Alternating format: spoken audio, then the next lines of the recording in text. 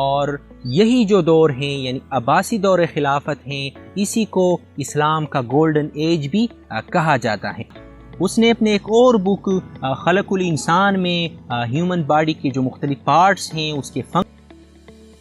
السلام علیکم، welcome back to my YouTube channel. آج کے اس لیکچر میں ہم Muslim scientist and their contribution دیکھیں گے، یعنی مسلمان سائنسدان اور ان کی خدمات۔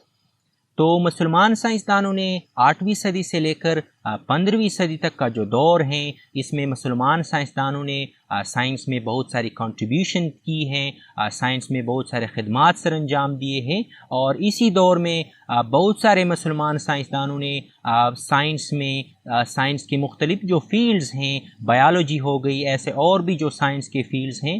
اس میں بہت سارے ایجادات کیے ہیں، بہت سارے ڈسکوریز کیے ہیں۔ تو آج ہم چند انہی مسلمان سائنسدانوں کے بارے میں بات کریں گے اور ان کی سائنس میں خدمات دیکھیں گے۔ تو جس دور میں مسلمانوں نے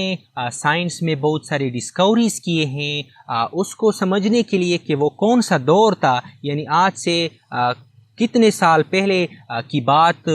کی جا رہی ہیں، تو آپ صلی اللہ علیہ وآلہ وسلم کی وفات کے بعد یعنی 632 AD میں خلفائے راشدون کا دور آیا، جو کہ 661 AD تک 661 عیسوی تک قائم رہا، اور اس کے بعد امیہ خلافت آیا جو کہ 750 AD تک قائم رہا۔ امیہ خلافت کے بعد جو اسلام کا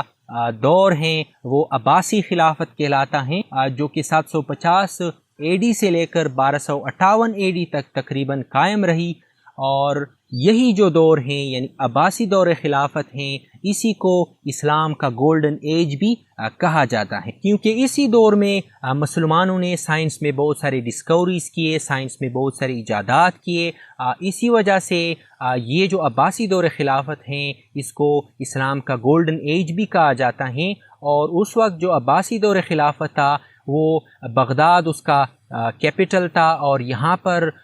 بہت سارے مسلمان سائنسدان پیدا ہوئے۔ اچھا، پہلا جو فیمس مسلم سائنٹسٹ ہیں جو آپ لوگوں کی بک میں دیا گیا ہے وہ ہے جابر بن حیان، اور اس کی تاریخ پیدائش 721 AD ہیں اور تاریخ وفات 815 AD ہیں۔ تو اگر ایگزام کے پوائنٹ آف ویو سے دیکھا جائے تو یا تو آپ لوگوں سے MCQs میں ان سائنسدانوں کی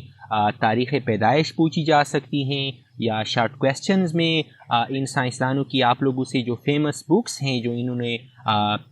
لکھے ہیں وہ آپ لوگوں سے پوچھے جا سکتے ہیں، یا لانگ کویسچن بھی ان سائنسدانوں کے اوپر آ سکتے ہیں۔ تو آپ لوگوں نے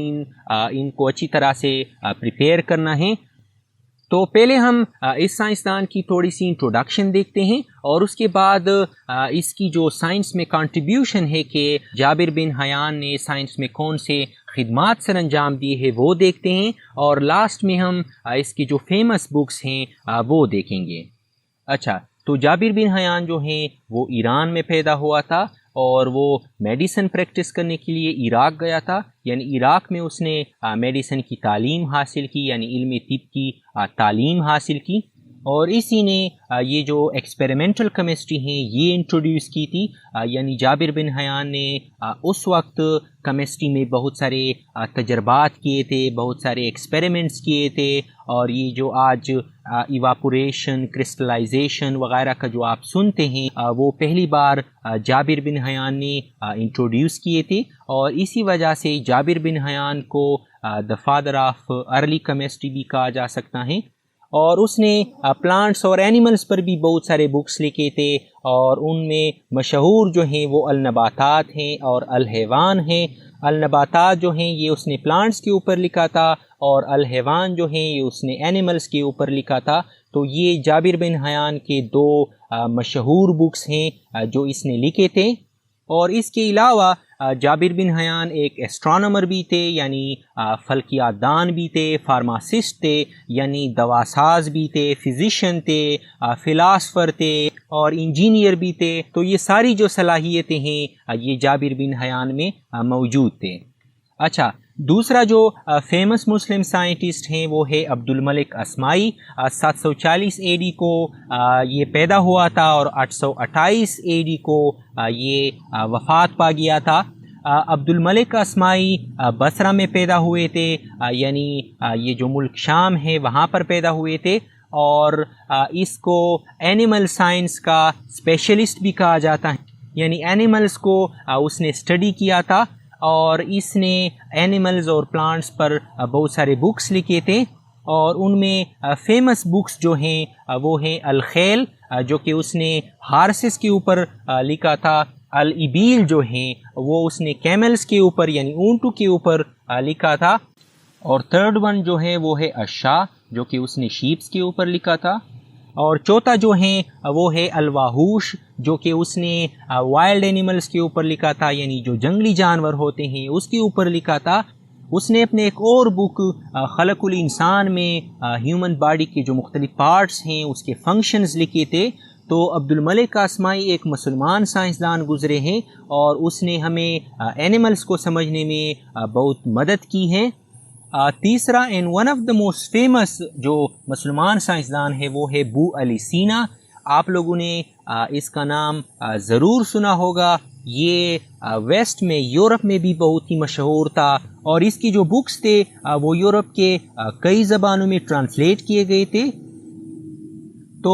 ابو علی سینا جو ہیں یہ بخارا میں پیدا ہوئے تھے۔ بخارا جو آج کل کا جو ازبکستان ہے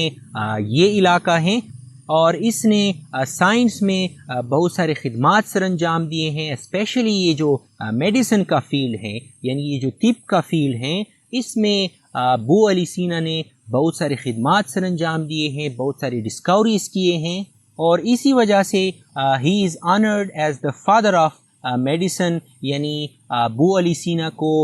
طب کا بانی کہا جاتا ہے، اور یہ ویسٹ میں یعنی یورپ میں ایوسینا کے نام سے جانا جاتا ہے۔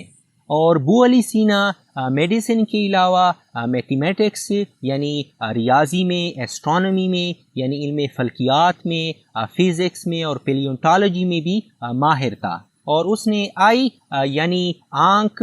کی جو سٹرکچر ہیں، اس کا جو فنکشن ہے، اور اس کی جو مختلف ڈیزیزز ہیں یعنی مختلف جو بیماریاں ہیں اس پر بھی کام کیا تھا، اور اس نے اپنے بک یعنی القانون فی الطب میں آنکھ کی 130 بیماریاں لکھی تھی، اور اس کا یہ جو بک ہے یعنی القانون فی الطب یہ یورپ کے کئی زبانوں میں ٹرانسلیٹ بھی ہوا ہے۔ تو آئی تھنک لیکچر یہاں تک کافی ہیں۔ تو اس لیکچر میں آپ لوگوں نے 3 مشہور مسلمان سائنسدانوں کے بارے میں پڑھا۔ ایسے اور بھی بہت سارے مسلمان سائنسدان ہیں جنہوں نے